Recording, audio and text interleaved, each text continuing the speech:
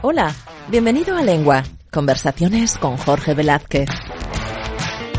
Qué bueno que estás dispuesto a escuchar un nuevo episodio de Lengua. Gracias por compartir nuestro contenido en todas tus redes sociales. Eso se agradece profundamente. Y antes de comenzar, quiero recomendarte un libro del que ya hemos estado hablando aquí en nuestro podcast, Dolor, Maestro de Vida, de la autora Lourdes Ruán. ¿Qué opinan los lectores que ya han leído este libro? Bueno, muchos de los lectores destacan la crudeza y la sinceridad con la que la autora expone sus heridas. No se queda en la superficie, sino que muestra la desnudez de su alma, lo que facilita la empatía con ella. Hay mucha valentía y mucha honestidad en este libro. Si quieres conocer más sobre esta historia, sobre la historia de Lourdes Ruán, te invito a que vayas a amazon.com y compres Dolor, Maestro de Vida. O que lo regales a una persona que creas que pueda necesitar un cambio en su vida, que esté pasando por una etapa difícil, que tenga muchos problemas. A lo mejor, gracias a este libro, puede ver la luz al final del túnel. Recuerda, Dolor, Maestro de Vida, de Lourdes Ruán, en amazon.com. Ahora sí, vamos a escuchar el episodio del día de hoy. Bienvenido a Lengua. Hoy tenemos un episodio muy especial porque viajamos hasta Argentina con un personaje súper interesante. Se me acumulan las preguntas. He estado ahí trasteando en internet sobre su trayectoria y todo lo que hace y parece incansable. Yo no sé este señor a qué hora come, a qué hora duerme, si solo trabaja, si tiene tiempo para leer. Me acaba de contar que es padre. O sea, yo no entiendo de dónde saca el tiempo. Ernesto, bienvenido. ¿Qué tal estás? Muchas gracias, Che. Muy bien. Yo tampoco sé de dónde saco el tiempo. En realidad no lo estoy sacando de ningún lado. Hoy Vamos, no duermes básicamente, ¿o qué? Y bastante poco. Bastante menos de lo que quisiera, la verdad. Me lo puedo imaginar. Hombre, brevemente, describiendo lo que haces, eres escritor, músico, docente, investigador. Uh-huh. Un poco de todo, ¿eh? Y sí, y me gustaría hacer muchas cosas más, la verdad. Mi utopía o mi ideal es el polímata de otros tiempos, ¿no? Cuando te podías dedicar a todo, básicamente. Pero bueno, nos tocó nacer en una época, una sociedad que es muy de la especialización. Entonces, cada cosa que te dedicas es un dolor porque no te podés dedicar al resto de todas las cosas que piden atención, ¿no? que estimulan, que llaman. Pero entonces, si tuvieses más tiempo o más vida, ¿a qué otra cosa o qué otras cosas te dedicarías? ¿Qué más te llama aparte de todo esto? Y en primer lugar, yo creo que sería cineasta. Lo que más me gusta y haciendo retrospección, pensé yo me tendría que haber metido en la carrera de cine, en lugar de muchas carreras que me metí, pero seguí haciendo música hasta el final. Cine por lo menos como la forma de arte más total, ¿no? En la que podés incluir al resto. Pero también me encanta la ciencia o el deporte mismo, aunque el deporte tiene fecha de caducidad, yo ya la pasé, ¿no? Pero hombre, la gente se va a imaginar que tienes 80 años y no, eres muy joven. Sí, igual no tanto como parezco, ya estoy por cumplir 40 ahora. Bueno. Toda una iniciación. Sí, la vida empieza a los 40, dicen, así que bueno, estoy ahí, ya estaría empezando. Estás empezando a vivir. Uh-huh. Oye, pero lo de ser cineasta nunca es tarde, ¿eh? También, es cierto. Bueno, hice una ópera prima pequeña, me di el gusto de un mediometraje que es el prólogo de uno de mis libros, de Goodbye Netflix, que tiene estos elementos multimedia. De ahí metí música mía, pude hacer un acercamiento a esa cosa del arte total del cine adentro del objeto libro. Esa era mi intención. Entonces, con códigos QR que se pueden escanear, entonces accedes a contenido multimedia, metí música y metí algunos videos, y el prólogo se rodó durante la presentación del libro, que hice una apuesta como de talk show, ¿no? Con una gran actriz platense que hizo la conductora, entrevistando a personajes, al autor, haciendo unos cruces surrealistas ahí. Entonces después edité todo eso y es una pequeña película que sería el prólogo audiovisual del libro. Así que ese fue mi tímido intento de acercamiento, pero... Bueno, pero habrá más. Ojalá. Sí. Quién sabe, ¿no? Quién sabe por dónde seguirá este camino. Pero sí, soy muy cinéfilo desde siempre. Así que el cine es una tarea un poco pendiente. Otros instrumentos musicales también, a los que poder tocar. Ahora mismo, ¿qué tocas? Y básicamente soy guitarrista y cantante. Es lo que me formé, quise desde siempre. Las cuerdas las puedo tocar, cualquier cordófono, digamos que estoy acostumbrado, pero me hubiera encantado tocar batería, por ejemplo. Sí, o instrumentos de viento, que tienen toda una técnica. O de cuerda frotada, el violín, por ejemplo. El violín me encanta, tocado un poquito, pero el manejo del arco es muy sensible, requiere mucha técnica, mucho trabajo para que no suene chillón, ¿no? Para que poder afinar y mantener todo eso. Bueno, es tiempo que no le pude robar al universo. Eres un alma inquieta, ¿eh? Y sí. Y de chiquito, lo que mi mamá siempre decía que ella creía que yo me iba a dedicar a la actuación. Yo creía que ibas a ser actor, me decía. Porque hice a los 4 años, pensé que fui a un taller de actuación y de ahí salí revirado. Entonces, de niño hacía algo que es común, muchos chicos creo que lo hacen, ¿no? De preparar pequeñas obras de teatro para los padres, ahí con los amigos. Y la actuación también es algo que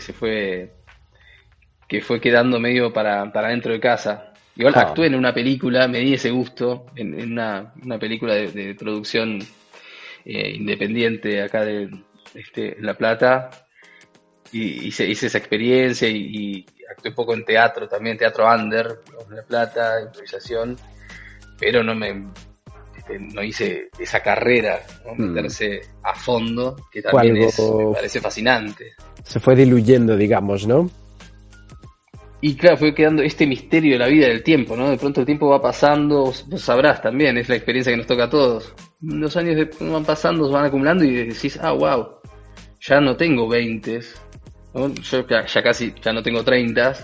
Entonces esas cosas que al principio son puras posibilidades, voy a hacer esto, voy a hacer lo otro, y de repente, bueno, ya no hiciste esto, ¿no? Hiciste lo que hiciste, así mirando para atrás decís, esto ha sido mi vida hasta ahora. Esto viene siendo mi vida, ¿será que esto es lo que soy al final? ¿No? Bueno, es medio lo que decía Sartre con respecto a ese como es el ser en sí, el ser para sí, bueno, todas esas cosas que leí en filosofía, pero que básicamente al principio uno es pura potencialidad, es pura libertad, realmente no se puede decir quién es, solamente se puede decir al final de la vida, ¿no? Cuando ya no está más esa libertad en la que podrías realmente salir para cualquier lado, y ya la gente mira tu vida, tus acciones, esto es lo que fuiste, ¿no? ¿Tú crees que nuestra profesión, lo que hacemos, nuestro trabajo, nos define como personas? Qué buena pregunta. No, como persona en sí, no. Sí va a definir una gran parte de nuestra persona, que es nuestro lugar en la sociedad, ¿no? Porque somos individuos, pero somos parte de la sociedad, nos guste o no. Y ahí, ¿qué rol cumplimos? ¿No? ¿Qué le ofrecemos a la sociedad, a los demás? Eso es una gran parte de lo que somos, y ahí está nuestro trabajo, que también puede ser elegido una profesión, ¿no? Como ser un médico o un arquitecto que construye casas, ¿no? Unas funciones así bien con prestigio. O también uno puede ser empleado en una estación de servicio y también es un gran servicio, ¿no? El ayudar a que todos puedan moverse, ir a sus trabajos. Es eso que está en esa película, el guerrero pacífico, ¿no? Pacific Warrior, una película medio independiente de Estados Unidos. Está muy buena esa idea, ese contraste, ¿no? Entre el joven que tiene esta idea de prestigio, no, yo voy a hacer algo importante, y vos, ¿qué ¿qué me podés ofrecer? Le dice al viejo que está ahí en la estación de servicio, pero que va a tener todo un proceso de aprendizaje, ¿no? De transformación muy bueno, explicando eso mismo. Y yo que estoy ayudando a todos, de lo que se trata es de ayudar, de servir a los demás, no con una filosofía así muy oriental. Así que lo importante es, quizás, es cómo encares ese trabajo, ¿no? El trabajo el que sea que hagas, ¿no? Si te podés realizar en el trabajo que sea, en tanto que lo entiendas, ¿no? Como lo que le estás ofreciendo a los demás, como en el fondo un acto de amor. El famoso y trillado concepto, pero trillado, no por trillado menos verdadero, en realidad el más verdadero, que todo se trata del amor al final, amigos y amigas. Claro. Podemos decir que eres una persona afortunada porque te dedicas a lo que te gusta, te dedicas a tu pasión. Totalmente, claro que sí, muy afortunado, más teniendo en cuenta lo que es la realidad del mundo, ¿no? Y de la gran parte de la población mundial. O sea, soy muy afortunado ya desde haber tenido siempre comida en el plato, haber tenido siempre un techo, haber tenido padres que me dieron todas esas cosas y que me pude formar, y como decís, de ahí, sobre esa base encima, poder dedicarme a lo que me apasiona es una fortuna muy grande, así es, para estar agradecido todos los días, y más ahora lo que te enseña la paternidad, ¿no? Despertarte y ver como wow, y ahora viene el otro capítulo, otra generación, y ahora viene otra vida. La verdad que me hace sentir agradecido. Bueno, lo hemos mencionado. Tú eres músico, docente, investigador, escritor, das cursos. He estado viendo, los cursos tienen súper pinta. Tecnologías poéticas, fue lo que diste ahora en noviembre. Pero también tienes de microverso, el sonido del poema, cómo salir de uno mismo, terapia de choque, la máquina Bolaño, que se me da mucha curiosidad, el sonido del poema. Bueno, o sea, tienes mucha cosa interesante, ¿eh? Sí, son como las investigaciones que voy haciendo. Lo que tengo es que yo me formé como músico de manera tradicional, se puede decir, o académica, con maestros en la guitarra y después en la universidad, pero en la literatura siempre fui autodidacta, básicamente leyendo y escribiendo, experimentando por mi cuenta, inventando mis propios recursos. Entonces eso es lo que me estoy volcando ahora en talleres, fruto de esa experiencia. Me hace gracia porque me preguntaba ahora en un comentario en las redes alguien, porque yo compartí unos consejos de Stephen King sobre escritura, y uno de esos dice, en realidad no son necesarios los talleres ni los cursos de escritura, ¿no? Yo, como tirándome un tiro en el pie, yo que doy talleres de escritura, comparto eso. Sí. Y claro, y es que yo soy como un ejemplo viviente quizás de eso, sí, no hice talleres antes, pero yo hice mis propios talleres, fruto de esta autodidáctica, hice mi propio camino. Entonces eso es lo que comparto ahora, esas formas de acercamiento a la escritura laterales, ¿no? o propias, estimulando la creatividad y miradas interdisciplinarias, y ese poder, sobre todo, leer como escritor o leer como creador, porque en el fondo en todos los decálogos que encuentres, todos los consejos de escritura, siempre va a estar el de leer mucho, y esa es la base, ¿no? Leer, ahí tenés toda la materia, pero claro, ¿cómo leer? ¿No? En el fondo es leer con una mirada, ¿no?, arquitectónica, creativa, pudiendo encontrar acá, identificar el camino o los núcleos, las consignas de escritura que dieron este libro, por ejemplo, y a partir de ahí sacar esa estructura y replicarla, ¿no? y apropiarte de ella, ¿no? Eso es lo que hago, por ejemplo, en talleres de escritura, como La máquina Bolaño, en talleres de lectura, quiero decir, o uno que hice sobre David Foster Wallace también, es leer con esa mirada creativa para poder agarrar de acá técnicas, ideas que te inspiren a escribir. O con el sonido del poema, creo que es el más interesante, también es el que más trabajo tiene acumulado, porque es el cruce entre música y escritura. Es donde yo fui aplicando todo lo que iba aprendiendo en términos musicales, en conceptos musicales, en la lectura y en la escritura, y lo convertía en ejercicios. Y eso me dio un oído muy musical para la literatura, y sobre todo para la poesía, que es el género, digamos, más musical de la literatura.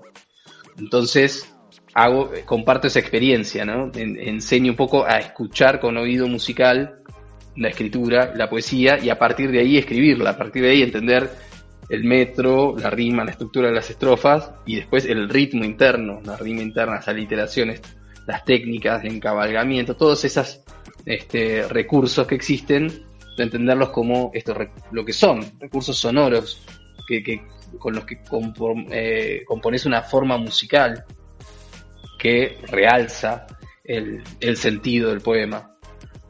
Bueno, ese tipo de cosas, tecnologías poéticas, a lo que va es tiene toda una historia más larga. No sé si da para... Tenemos tiempo, sí. Pero, bueno, ese en realidad surge, creo, de un taller que di primero, como en el 2013, de experimentación del rock. Era en el que... Pero entonces no era un taller literario. Sí? No, por eso viene desde la música, porque en una escuela de música me invitan a este taller, ¿no? De apreciación del rock. Entonces yo con el rock tenía bandas de rock, realmente estaba identificado con ese género un montón, y fui a ver las raíces, ¿no? Las raíces de este género. Tiene una raíz musical en sí, en la que podés ver está el blues, la música negra, y se relaciona con la música blanca, con la canción de protesta de Bob Dylan, y genera toda esa eclosión en particular que se da en los 60, pero también había un componente, para mí, que era ese componente del ruido, ¿no? La distorsión en la guitarra, distorsión en la voz también replicada. Digo, acá hay una poética más de lo urbano y de lo industrial, ¿no? Me apareció ese concepto de la poética urbana e industrial que está ahí encarnada en el sonido del rock, en eso distorsionado, en ese ruido que expresa un montón de cosas, ¿no? Expresa la rebeldía, el ruido, la adrenalina de la justicia, expresa la protesta también. A veces uso siempre ese ejemplo de un solo de Jimi Hendrix en Woodstock 69, cuando hace el himno nacional yankee con la guitarra. No lo está tocando solo con la guitarra, y de pronto ¡boom! Empieza a haber ruidos con la palanca, con la distorsión, lo destruye. Digo, y con esos sonidos lo que está haciendo está pintando los bombardeos de Vietnam, ¿no? Porque en ese momento eso todo era un movimiento antiguerra, eso que estaba pasando hace una denuncia sin palabras, muy, muy metafórica, ¿no? Muy simbólica, que quizás alguien acá lo escucha y no se da cuenta de que eso está pasando, pero ahí totalmente evidente. O sea, usó ese elemento, usó el sonido solo y el ruido como un elemento plástico, poético, haciendo una especie de performance, ¿no? Entonces esos componentes del ruido están presentes ahí en la poética para expresar esto, ¿no? Rebeldía, protesta, y era el sonido en el que estamos imbuidos en el fondo, el sonido de la ciudad. Esto no estuvo siempre. Hace un poco más de un siglo, el sonido de nuestro ambiente era muy distinto. Nuestro ambiente era muy distinto. En realidad, hace muy poco que estamos en las ciudades, ¿no? Hasta hace poco más de 2 siglos, la mayoría de la población mundial vivía en el campo. En realidad teníamos otro entorno, estábamos envueltos en la naturaleza. De pronto, la revolución industrial, el capitalismo, etcétera, nos llevó a concentrarnos en ciudades y a vivir cada vez más apretados, ¿no? en laberintos de cemento, y envueltos en ese ruido de las máquinas, de los motores, ¿no? de los cables y de la gente misma, ¿no? De los vecinos, de las masas que salen, que protestan, de las bombas, de la guerra. Todo ese ruido es un entorno nuevo y que causó un impacto en nuestra sensibilidad. Es un entorno totalmente nuevo. Entonces me puse a investigar eso, los orígenes de esa poética, y bueno, me llevó a a hacer esa arqueología o esa historia, ¿no? Estos cambios que están pasando en el mundo, muy rápidos, porque eso también es un componente de esta nueva época en la que vivimos, de la modernidad, de la velocidad del cambio también cada vez más rápida, que ahora la estamos viviendo y nos da vértigo, ¿no? Decir, wow, qué rápido que está cambiando todo, pero ese mismo vértigo lo sentían hace un siglo y medio también, ya desde ahí era rápido, todos los cambios que estaba viendo, estaba cambiando todo, ¿no? Es una hipérbole en la que nos sentimos siempre que estamos en la punta de la hipérbole, pero siempre se está acelerando. De hecho, rescato ahí lo que decía, no me acuerdo qué pensador, cuando aparecían los primeros trenes, las locomotoras que iban a 35 kilómetros por hora. O sea, para nosotros eso es casi nada, pero opinaban que era un peligro eso porque íbamos demasiado rápido y nuestro cerebro no estaba preparado para procesar una sucesión de imágenes tan rápida, entonces eso iba a provocar vértigos y vómitos y malestar. O sea, ya desde entonces, ¿no? Ya en el siglo XIX estaba esa sensación en la que estamos inmersos.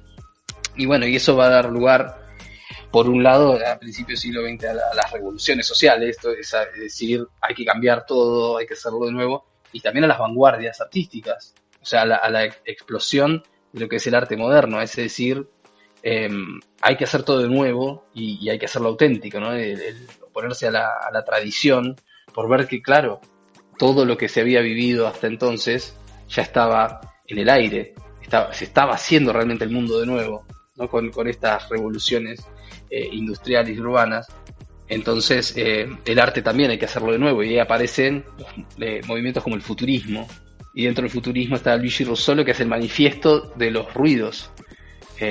¿Cómo era el título? Era algo así, manifiesto del ruido, en el que precisamente rescata esta idea, el concepto del ruido como un elemento artístico válido, y de hecho como el elemento más paradigmático del presente y del futuro, de la música futurista. Dice, vamos hacia un arte, es una música hecha con ruidos, y de hecho empieza a crear máquinas para hacer ruido, los intonarumori, que están reconstruidos ahora en museos, se pueden escuchar, ¿no? Para emular el sonido de las máquinas y con esos sonidos hacer música. Era algo impensable, ¿no? Hasta entonces la música se hacía con instrumentos, con orquesta, todos los sonidos tradicionalmente musicales.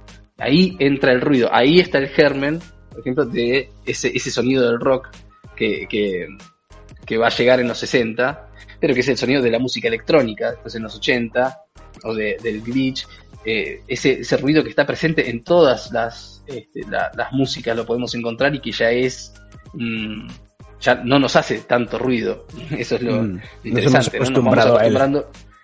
Claro, lo asimilamos, así como asimilamos el ruido visual, ¿no? En las artes plásticas o en el diseño, o en el cine, ¿no? Nos vamos acostumbrando, pero siempre siempre va a haber también una vanguardia que busca un poco más, que busca la inquietud, ¿no? Y siempre hay elementos que nos van a inquietar. Pero bueno, ese es un poco, concluyendo, es el camino que hacemos en tecnologías poéticas, ¿no? Ir a esa raíz y ver cómo se va desarrollando en todo el siglo XX y hasta el siglo XXI estas poéticas urbanas industriales. Por un lado está el ruido, ¿sí?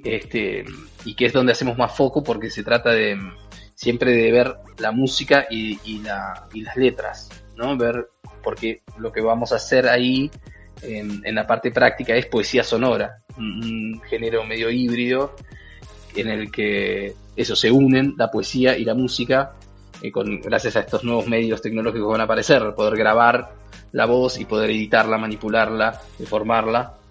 Y bueno, también van a estar estos elementos, el elemento del caos también, del no sentido, que también es parte de esta revolución, de esta crisis en la modernidad. Es un elemento presente siempre, ¿no? El caos, que va a estar en el dadaísmo a principios del siglo XX, y después se va a seguir aplicando en los 60, también esa nueva explosión de la vanguardia, con el situacionismo, el fluxus, los happenings, todas esas cosas que pululan por ahí, y bueno, y que en estos últimos tiempos se va a expresar en el mundo digital, obviamente en la poesía digital, en poesía de código, en la literatura generativa con inteligencia artificial, todas estas cosas que, bueno, son la espuma, ¿no? La espuma presente de esta gran ola industrial moderna. Vamos, pero el curso es todo un viaje, o sea...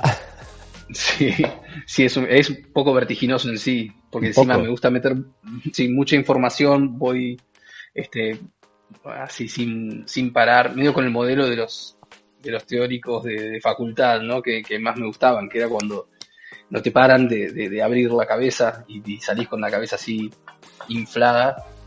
Bueno, así es como me gusta entrarle, pero se puede poner pausa, volver a ver, mirar con tiempo las diapositivas. Ahora, cuéntame de tus libros, porque tienes varios desde el 2004, si no me equivoco. Sí. El último salió en el 2021. Me imagino que ha habido toda una evolución, ¿no? Sí, totalmente. Un largo camino. Y yo empecé a escribir desde muy chiquito, obviamente desde la infancia, historietas que ilustraba mi hermano, yo les hacía los textos ahí en la primaria, empecé a hacer cuentos. Ya a los 13, me acordaba, hice una primera novela totalmente en estado de poeta maldito romántico, en cuadernos. Bueno, y tuve mucha experimentación en esos años adolescentes, y a los 18, ahí en el 2004, hice este primer libro de cuentos, Oniria, autopublicado, ¿no? Gracias a que muy graciosa, que mi abuela tenía un auto que me lo robaron, yo lo estaba manejando, me robaron ese auto, mi abuela cobró el seguro y repartió esa plata, el dinero, entre los nietos, así que yo con ese dinero pude imprimir el primer libro y después lo vendía mano a mano, ¿no? Es una práctica que se hizo bastante acá en Argentina, de escritores independientes vendiendo sus libros por la calle, en las plazas, que de hecho después nos fuimos juntando y armamos la Feria del Libro Independiente, la FLIA, que después se expandió y fue un evento que después llegó a todo el continente. Entonces en ese camino seguí sacando libros de cuentos, de poesía, Alquimia para principiantes, salió después en el 2006, después Paroxismos en el 2008, también de cuentos. Y sí, iba evolucionando un poquito, ¿no? En la técnica, en el estilo. Iba aprendiendo también a sacarme ese apuro, esa ansiedad por publicar que tenía al principio, y aprendiendo a corregir cada vez más. Porque me pasó con el primer libro, que algunos cuentos estaba conforme, pero con otros que los metí con toda la inocencia, si se quiere, ¿no? Creyendo que estaban buenísimos, y en el momento en que los veo publicados y los vuelvo a leer, ahí recién los puedo ver con esa mirada objetiva del corrector y decir, ay, no puedo creer que publiqué esto, me quiero matar. Y ahora ya está todos los libros con este cuento así, ¿no? Ahí fui aprendiendo esa dura realidad de que sí, de que hay que corregir y no tener ese apuro. Eso que decía Borges con Bioy Casares, es una cita que traigo mucho en mis talleres y todo para aprender esta lección. Decía, ¿por qué publicamos? Para dejar de corregir los manuscritos. O sea, siempre podríamos estar corrigiendo toda la vida, en el fondo. Hay que publicar para ponerle un fin. Entonces, así creo que el camino, lo que más fui aprendiendo fue eso. A poder releerme, corregir, a no publicar en caliente, y después a tener un equilibrio, a no corregir infinitamente y también poder cerrar. Eso creo que es lo que pasó después de esos 3 primeros libros que saqué. Hubo 8 años durante los que no publiqué libros, también porque entré en una etapa militante, ¿no? Empecé a militar en una organización de izquierda, ¿no? Como de militancia en la calle, en las facultades, en las fábricas, todo eso. Me metí en ese camino y bueno, también fue una de las vidas paralelas que tuve, ¿no? Ahí en un momento me vi que me iba a pasar toda la vida en ese camino de militancia, viajando por el mundo, etcétera. Y no dejé de escribir en paralelo. De hecho, ahí gané algunos concursos también de cuentos, de poesía, que como que me llamaban, me decían, acordate que está esto. Y bueno, cuando terminé esa etapa, ahí empiezo a volver a publicar, a abrir esta segunda etapa con el 2016, con Diccionario Sinfónico, que es claramente mucho más maduro. Bueno, yo tengo 30 años también, pero es un libro que estuve escribiendo durante 10 años, ¿sí? No un libro que saqué a las apuradas, sino al contrario, un libro que fui escribiendo y puliendo, y se fue puliendo el estilo, el tono del libro, la unidad, que surgió en esos primeros tiempos. O sea, lo empecé a escribir cuando estaba publicando esos primeros libros, y era uno de esos juegos creativos que yo también invito a hacer en mis talleres, y que me contaba gente que también lo ha agarrado, ¿no? Como un ejercicio interesante para hacer en talleres de escritura, jugar al diccionario, ¿no? Escribir tu propio diccionario, a ver cómo definís vos esta palabra, como consigna. Es mucho más sencilla, y tenía lo interesante de jugar a la tensión en el estilo entre la poesía y el diccionario, el tono académico, ¿no? Porque un diccionario ya tiene como un estereotipo en nuestra cabeza. Entonces, lo que era el juego para mí era conjugar ese estereotipo, esa visión académica, objetiva, que yo te estoy diciendo cómo son las cosas, con la poesía, que es cómo son las cosas para mí. O sea, en el fondo, lo que estoy diciendo es desde el corazón. Ese juego es lo que fue evolucionando año tras año, ¿no?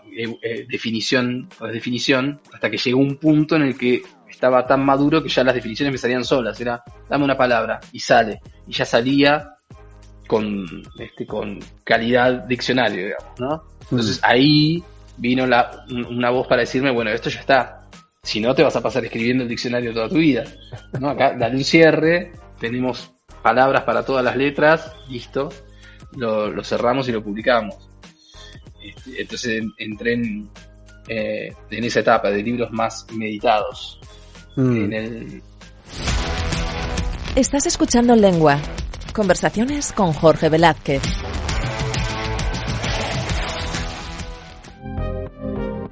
Y luego, el que me da mucha curiosidad es el que mencionaste hace rato, Goodbye Netflix. O sea, ¿no ves Netflix? Así va. No, Netflix veo. La verdad que en el momento que lo publiqué, sí, creo que no lo veía mucho. Pero después, cuando te pones en pareja, ahí creo que entra la lógica, ¿no? De mirar series, mirar pelis, compartir esos espacios más cotidianos. Y de a poquito fui entrando, pero la verdad que a esa altura creo que no había visto muchas series, más que creo que Game of Thrones, la famosa, ¿no? Alguna cosa así. Pero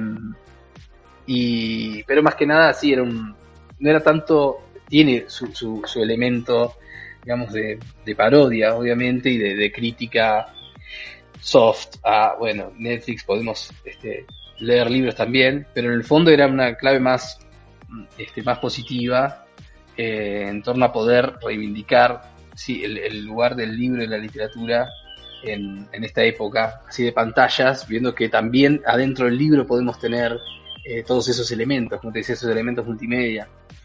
Pero la raíz creativa quizás viene de mi lectura de Manuel Puig, de las novelas de Manuel Puig, un escritor argentino muy, muy, muy interesante, muy bueno, que no casualmente es como un cineasta frustrado, digamos. Era muy cinéfilo, le encantaba ver estas películas de Rita Hayworth y todo eso. Creo que en Italia cursó estudios de cine y de guión, escribió algunos guiones cinematográficos, y en algún momento tuvo ese clic de leer un guión suyo y decir, esto es una novela, esto hay que hacerlo novela. Entonces empezó a componer desde esa mirada audiovisual novelas en las que no hay narrador, hay solo diálogos, solo personajes hablando, lo cual implica una lectura mucho más audiovisual, ¿no? No tenés la voz que te cuenta la historia, sino los personajes que hablan. Entonces el escritor, en lugar de narrador, es como un director que está atrás de la cámara, que pone la cámara en los personajes y deja que ellos hablen. Y eso me pareció fascinante como recurso, claro, y como planteo de lectura. Entonces ahí empecé a experimentar con textos sin narrador, solo diálogos, que se acercan mucho también al texto dramático, ¿no? Claramente al texto de teatro, pero están ahí, tampoco son de teatro, son en realidad como de cine, pero tampoco es cine, es literatura, es también un híbrido, ¿no? Estos híbridos modernos que son súper interesantes porque se plantean lugares nuevos, experiencias de lectura nueva y de escritura también. Entonces fui reuniendo cuentos hechos de esa forma sin narrador, que los llamaba cortoletrajes, y después armé series, también unas pequeñas series con distintos capítulos, y tenía armado ese libro, ya esa colección de textos, y sentía que le faltaba algo. Mira qué interesante para mí, por lo menos, en cómo se dan estas vueltas de tuerca creativas en la vida de uno mismo, porque sentía que le faltaba algo de densidad de ese libro, esto necesita algo más, y ahí vino a mi mente una idea de película que yo tenía hacía como 8 años, que yo quería hacer, de mi época militante, de hecho, que yo quería hacer una película que fuera medio propagandística también, ¿no? Como con algo, con esta idea de alguien que viene del futuro, donde ya el mundo cambió, entonces a esa persona le choca ver la realidad en la que vivimos hoy y dice, pero ¿cómo se manejan así? Si no es así de sencillo, podrían hacer esto. Y ya está, ¿no? Y se resuelve todo.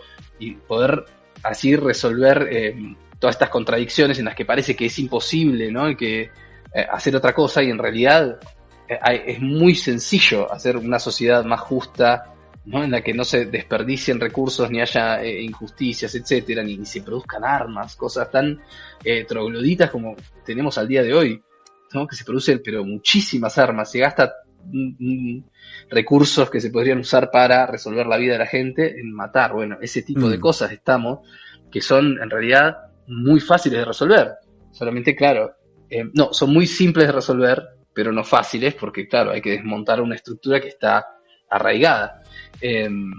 Entonces, con esa idea de película que tenía, bueno, nunca la había resuelto. En un momento dije, esto hay que hacerlo novela. Claro, en lugar de película escribí la novela, que es más, vos la podés resolver y listo, ok, pero tampoco lograba dar con el tono, ¿no? La había querido empezar desde lo narrativo y no me funcionaba. Entonces ahí, cuando me acordé de esta idea de película hecha novela y que no podía resolver, y la necesidad de darle más densidad a este libro, dije, claro, este es el estilo que tengo que usar para resolver esta novela. El estilo sin narrador, el estilo de montaje de Manuel Puig. Y así fue que la escribí casi en una sentada, podría decir, ¿no? En un par de semanas, ahí en un verano, ya cuando tenía el libro planteado con la editorial, con Milena Cacerola, estaba el libro sin eso, lo hice rápido, lo metí insertando los capítulos, ¿no? Hilvanados a lo largo de todo el libro, y eso le dio una estructura y le dio algo de peso para que el libro creo que se sostuviera, ¿no? Como tal, y gracias a toda esa estructura, a todas esas investigaciones y experiencias, ¿no? Y a darle el tiempo necesario, sobre todo, a las cosas para que decanten, bueno, pude resolver esa idea de película, de novela, que estuvo también 8 años, 10 años en el aire, y que si hubiera sido más atolondrado, como en mis primeros tiempos, quizás la habría resuelto así nomás, sin y pensarlo después mucho, me habría ¿no? arrepentido. Claro, ¿no? Así que siempre el tiempo te va dando ese aprendizaje de que a veces lo que se necesita es tiempo, precisamente para que se tiempo al tiempo. resuelvan las ideas. Y el último se llama El País de Laura, pero salió en el 2021. Me imagino que estamos en el 25, estarás tramando uno nuevo, ¿no? Wow, sí, muchísimos, la verdad. Precisamente por este aprendizaje que tuve, tengo muchos libros, algunos libros están terminados ya y están, bueno, los estoy moviendo, ya para el año que viene alguno va a estar saliendo, ¿no? En alguna editorial Tenemos que no título, quiero mencionar para no quemar esas cosas. Okay. Pero tengo libros de poesía, poemarios terminados, una novela también. Tengo una novela muy grande que la que vengo trabajando ya hace casi 20 años. O sea, en todo este tiempo, creo que en más o menos 2005, 2006 apareció la idea, y de esa idea fue creciendo, la fui trabajando, la empecé a escribir varias veces, y también creo que es la síntesis de todo esto que te cuento, ¿no? De la experiencia del oficio que me fue enseñando, porque la empecé a escribir en una época muy, muy joven, muy atolondrado, y en un punto la dejé descansar, y cuando la volví a ver dije, esto es malísimo, o sea, esto no está a la altura de la idea, ¿no? Ahí sigo el precepto muy grande de un maestro absoluto para mí, que es David Lynch, que viene del cine. Ajá. Un cineasta, pero que tiene un libro sobre creatividad que es muy bueno, que es Atrapa el pez dorado, y da ese concepto muy sencillo que dice, tenés que ser fiel a la idea. Sé fiel a la idea, o sea, la idea te va a decir todo lo que necesitas para resolver tu película, tu libro, tu obra musical. Y si vos haces en un momento algo y sentís que está mal, ¿no? O sea, lo que estás haciendo, comparalo con la idea, ¿no? Mostráselo a tu idea, y tu idea te va a decir, esto no es lo que tiene que ser, estás equivocando, no sé por dónde, pero probá por otro lado. O la idea te va a decir, sí, es por ahí, ¿no? Es algo muy, muy sencillo, muy abstracto, pero muy verdadero. Entonces, así fui intentando varias veces, empecé a escribir varias veces, hasta que un momento di con el tono, esto es por acá.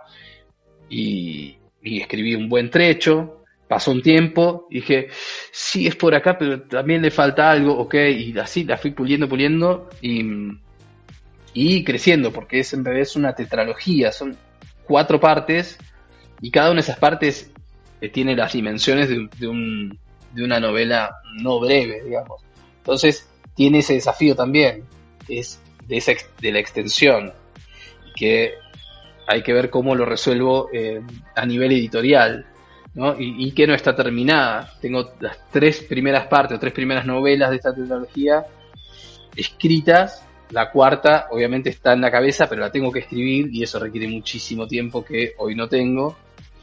Entonces tengo esos dilemas. Bueno, que saco lo que tengo hasta ahora, porque me apura también un poco el tiempo ya decir, bueno, esto ya está, se va a pasar, se va a poner viejo.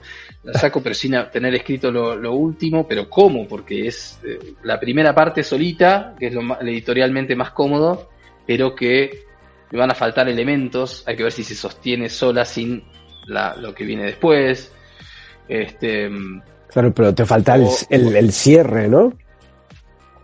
Claro. El último libro. Sí, igual las 3 primeras partes en sí también ya tienen una cierta simetría. Podrían, ya solas se defienden. Las 2 primeras partes incluso. Pero sí, me da esa cosa también.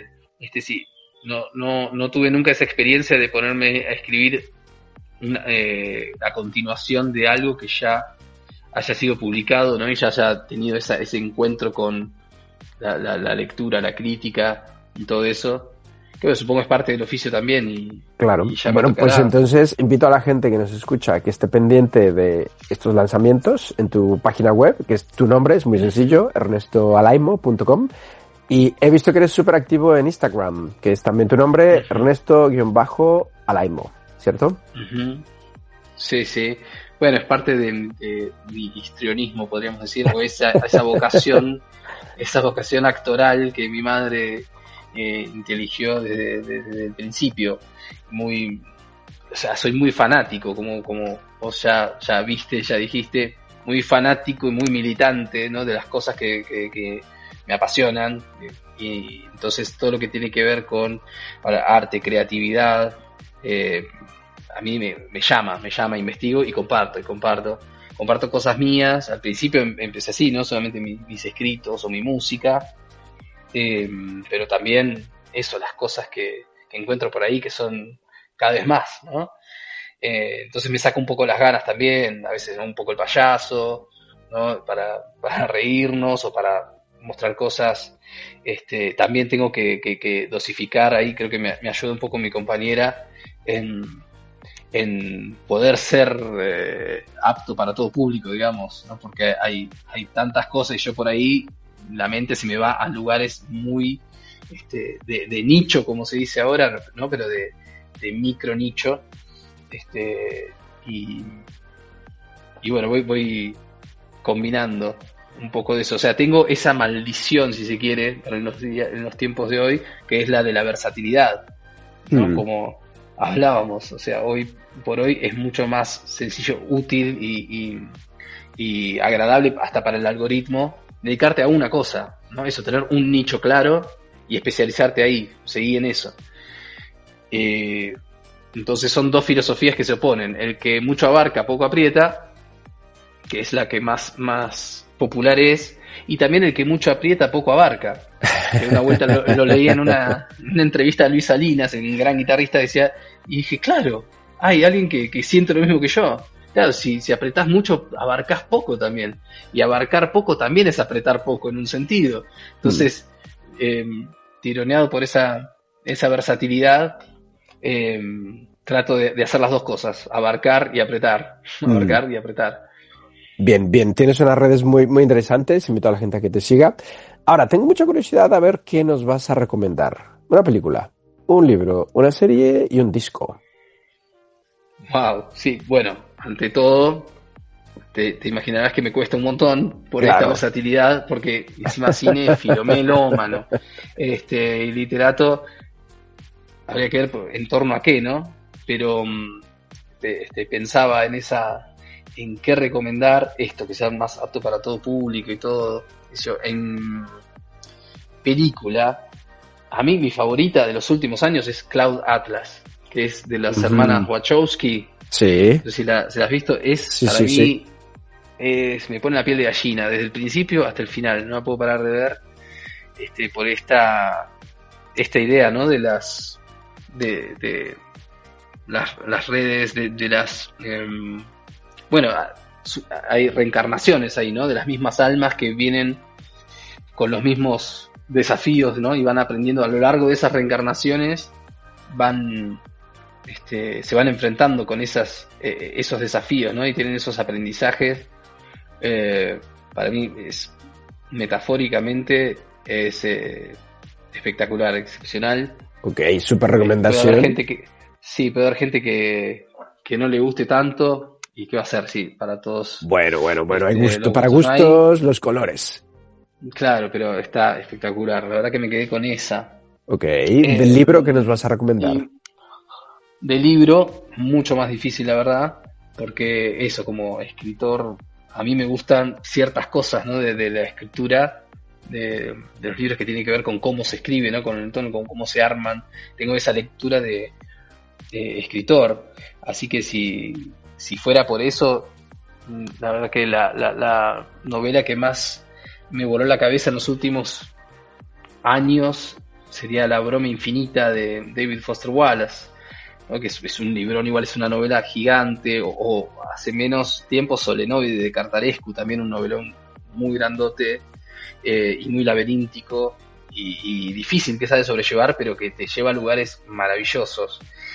Pero para hacer algo más, que sea más apto, creo, para todo público, la que estoy leyendo ahora se llama Literatura Infantil, de Alejandro Zambra, un escritor chileno de ahora contemporáneo, y me está gustando mucho, sobre todo porque me toca en esta experiencia de la paternidad, y una paternidad quizás un poco tardía, ¿no? Porque no es lo más común, o históricamente, es hacerse padre a los 20, ¿no? Ya a los 20 mis viejos eran padres y todo eso, pero estamos en una época en la que se está prolongando eso, creo, ¿no? Mi experiencia, o la de Zambra, quizás por esto de las condiciones económicas, no nos podemos hacer una vida como sostener ahí un hogar, toda la casa, familia a los 20. Primero tenemos toda una época hasta que nos acomodamos y hasta que sentimos, bueno, ahora sí. Entonces sentí como mucha conexión, prácticamente, que yo podría haber escrito línea por línea, palabra por palabra, la experiencia de Zambra, una experiencia feliz de la paternidad, decir, a ver, me la estoy recontra disfrutando, soy un padre recontra baboso, y todo lo que estoy aprendiendo, todo lo que te enseña, ¿no? un hijo, la paternidad.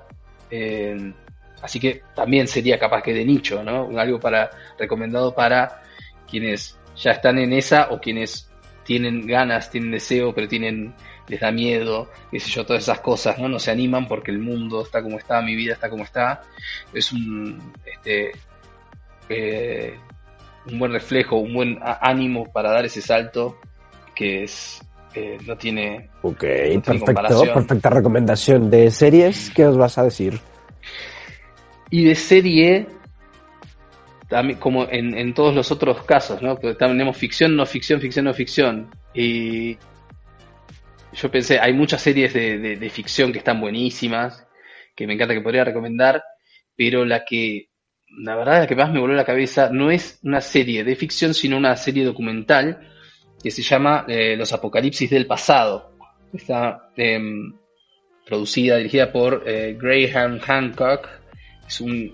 Él se dice periodista de investigación, ¿no? Para no decirse arqueólogo, antropólogo, porque está investigando desde los 90 y ha tenido mucha oposición de la arqueología oficial, pero él desde entonces tenía una teoría muy interesante que rebate lo que sería el sentido común, la teoría oficial de que somos la primera ola civilizatoria que salió de las cavernas, digamos, ¿no? Hace 10.000 años empezamos a hacer la agricultura y demás, y él tenía esta teoría y en la serie la va comprobando gracias a toda la tecnología que permite hacer todos los descubrimientos que está viendo, de que no somos esa primera ola civilizatoria, sino que hubo grandes civilizaciones hace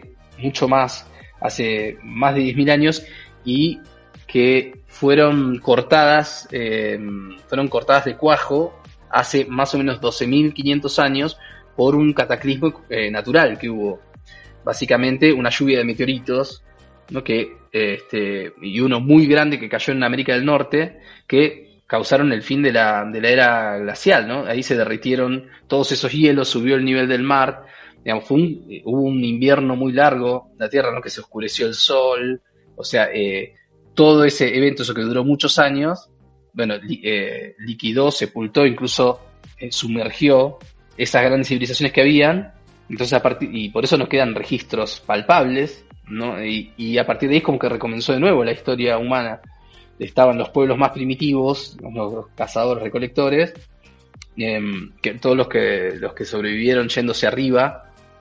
Y es interesante porque él toca todas las mitologías de todos los lugares del mundo, donde siempre está la idea del diluvio, ¿viste? Tanto en la Biblia como acá en América, de los incas, de los mapuches, de mexicas, todos hablan de un diluvio universal y de alguna figura que avisó y que sobrevivieron los que se fueron arriba, después bajaron y después vino alguna figura que en el mito, ¿no? En la tradición oral, generación tras generación, se va engrandeciendo hasta ser un dios, ¿no? Que pues ese dios Viracocha o Quetzalcóatl, muy interesante que en la segunda temporada va a la isla de Pascua, ¿no? a Rapa Nui, y ahí también están esa figura, y que ellos entregan la civilización, no entregan las técnicas, enseñan la agricultura, enseñan la escritura, enseñan todas estas artes, enseñan a vivir nuevamente. Bueno, esas figuras, dice, estos serían sobrevivientes de esas civilizaciones que quedaron sueltos y fueron viajando y compartiendo sus saberes con estos pueblos. Y eso explica misterios como Göbekli Tepe, ahí en Turquía, ¿no? O estas estatuas gigantes que hay en la isla de Pascua, ¿no? En Rapa Nui, uh-huh. Que no se explica cómo un pueblo pequeño, primitivo, ¿no? Que solo caza y recolecta, cómo va a levantar semejantes estructuras, o el templo ese Göbekli Tepe, ¿no? Hace 10.000 años. Un pueblo de cazadores recolectores de pronto hace un templo impresionante con una técnica revolucionaria. ¿Y para qué? ¿Por qué? ¿No? Entonces esta idea es como resuelve esos misterios, ¿no? Claro, lo hicieron con la ayuda de esta gente, de estos sobrevivientes de esas civilizaciones anteriores, que les enseñaron a hacerlo y que incluso en los grabados que hay en los templos, en elementos de su arquitectura, que tienen un diseño, ¿no?, astronómico impresionante, dice, acá señalan un mapa, señalan el evento que trajo ese cataclismo, ¿no?, como un mensaje para el futuro. Es decir, presten atención, miren el cielo cuando pase esto, cuando Sirio esté en este lugar, qué sé yo. Acá llovieron estrellas y acá se viene cuando pase eso, cuidado, prepárense, hay que sobrevivir. Hay que irnos Claro, también hay para el norte. Claro. Bueno, no hay mil cosas para contarte de eso, lo que se mete en el Amazonas. Simplemente eso está muy recomendable para mirarla. ¿En qué Está en plataforma? Netflix. Perfecto. Vale, la buscaremos. La buscaremos. Pero muy Y a pesar. también eres músico. ¿Qué nos vas a recomendar de discos? De discos. Sabes que no tomé la precaución. Estaba pensando en un disco de Julián Herreros, un músico chileno muy bueno, pero no me acuerdo el título. A ver si acá lo puedo rastrear rápido. Es un disco que sacó hace muy poquito y que me encantó porque pensaba, es un disco que le habría gustado mucho a mi viejo. Sí, mi papá, que era amante, melómano, es el que me contagió la melomanía, pero bastante tradicional, digamos, en sus gustos. Con el rock nunca me siguió, la música contemporánea, experimental, todo eso, pero era amante del folclore, y este disco de Julián Herreros tiene una raíz folclórica, está hecho como al folclore de la vieja escuela, ¿viste? Pero también con una energía, un hálito rockero, que se siente también, ¿no? Que es algo que le va a gustar tanto a rockeros como a folcloristas, pienso. Y bueno, vos estás en España también, es un folclore que de otro lado del mundo también, que va a tener eso interesante, ¿no? Como a mí me pasa con con la música flamenca, que a mí me prende fuego, siempre me encantó y siempre es una de las cosas a las que me habría dedicado también con más tiempo, a estudiar guitarra flamenca, que de hecho quise intentar un momento, pero no, te tenías que dedicar toda la vida a la guitarra flamenca, a esa técnica para que te salga, ¿no? Entonces, a ver, Julián Herreros álbum, de hace poquito, hace unos años, Mestizo, de 2019, ese es el disco. Bueno, con ese título... Por hacerlo sencillo. Fenomenal. Oye, Ernesto, qué placer. Me quedaría charlando contigo un par de horas más, pero me imagino que tienes cosas que hacer, libros por escribir, hijos que atender, talleres que dar. Se nos pasó volando. Sí, completamente, Ernesto. Antes de despedirnos, me gustaría que nos pudiese recomendar a 3 personas que podamos entrevistar aquí en Lengua, gente tan interesante e inspiradora como tú. ¿Se te ocurre alguien? Se me ocurría recomendar a Laura Cárdenas, es una poeta mexicana, una muy buena poeta mexicana, joven, que también es editora, tiene esta editorial Colmena de Escritores, y también es cocinera vegana, tiene ahí una tienda de comida en México, DF, que todavía no he podido conocer, porque me dan muchas ganas, y como editora acaba de editar una antología de poesía afro-venezolana, que está muy buena, así que ella me parece que va a tener también mucho que contar ahí. Y un colega de mi profesión sería Guillermo de Pozfay, sobre el que hice un video hace un tiempito. Es un escritor independiente que está, hace como 25 años publicando sus libros así mano a mano, medio como empecé yo. Empezó un tiempo antes, un poco más grande, y siguió, y es muy bueno. Es músico también. Y por último, a tono quizá con la recomendación de serie más, a Freddy Arévalo, su nombre completo, que es Freddy Valerio Arévalo Coaila. Es un taita peruano que ahora actualmente vive en Estados Unidos, que viaja por todo el continente, y que él se define como un activista espiritual, ¿sí? Llevando a cabo y enseñando, ¿no?, una forma de vida más relacionada con la naturaleza, digamos, una forma de vida tradicional como la que tienen los pueblos tradicionales de este continente americano. Bueno, es una persona ya mayor con toda una gran experiencia de vida para compartir. Es muy interesante escucharlo y muy, muy educativo. La verdad, cada vez que tengo la oportunidad lo escucho con mucha atención su mensaje, porque te cambia la cabeza o te abre la cabeza, o no, o te corta la cabeza, como dicen algunos con ciertas medicinas de acá, para que salga el corazón a flote. Wow, súper recomendaciones. Oye, muchísimas gracias. Nos pondremos en contacto con ellos a ver si quieren participar. Buenísimo, estaré escuchando. Muy agradecido, Ernesto. ¿Algo que quieras contarnos antes de despedirnos? Un montón de cosas se me ocurren.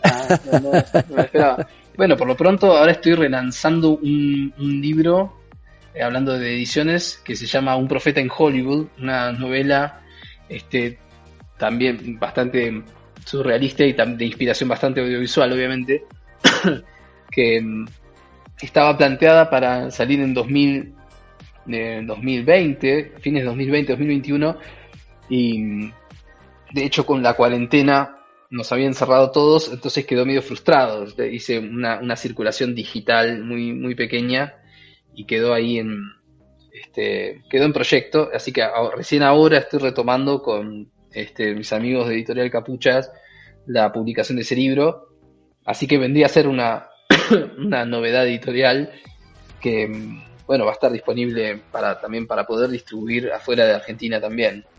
Así que quien quiera conocerla puede comunicarse. Fenomenal, la buscaremos por allí en tus redes. Ernesto, muchísimas gracias por esta entrevista, por este ratito. Muchísimas gracias a vos. Si algún día vienes a Madrid a aprender flamenco, avísame y nos tomamos un vinito. Por favor, un gustazo. Un abrazo. Lo mismo vos si venís por Argentina. Por supuesto. Si andás por Córdoba, Argentina, por favor venite a casa. Gracias, te avisaré. Un vinito también. Por supuesto. Ernesto, un abrazo grande. Un abrazo para vos, che. Chao. Espero que tengas lindo fin de...